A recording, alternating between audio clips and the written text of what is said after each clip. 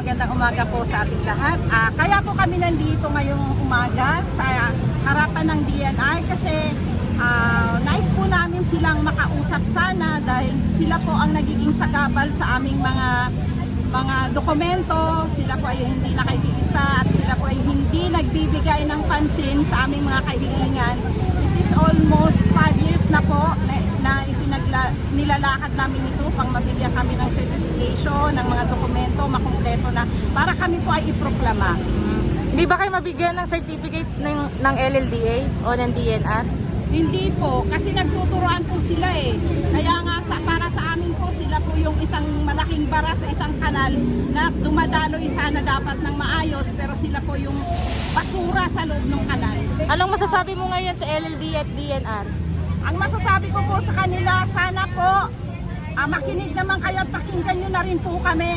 Inihiling namin ng LLDA at DNR bumaba sa lupang arenda para makita po nila ano yung katotohanan na meron sa loob ng lupang arenda. Maraming salamat. Thank you po.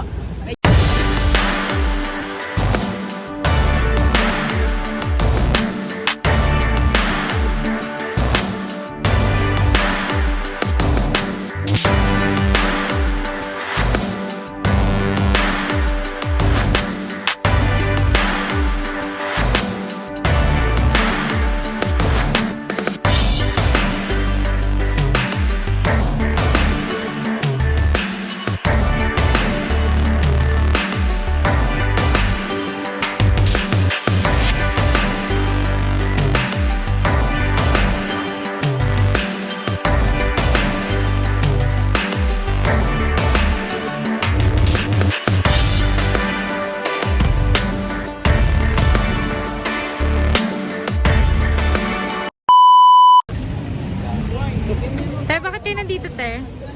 Para pagkalaban po ang karapatan ng lupang aryenda po na sana po mapasa amin na po.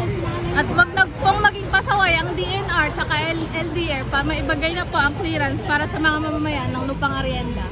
Bakit ilang taon na ba hindi binibigay yung clearance? 30 years! 30 years? Yes! Ano na Kasi lang? naharap po nila.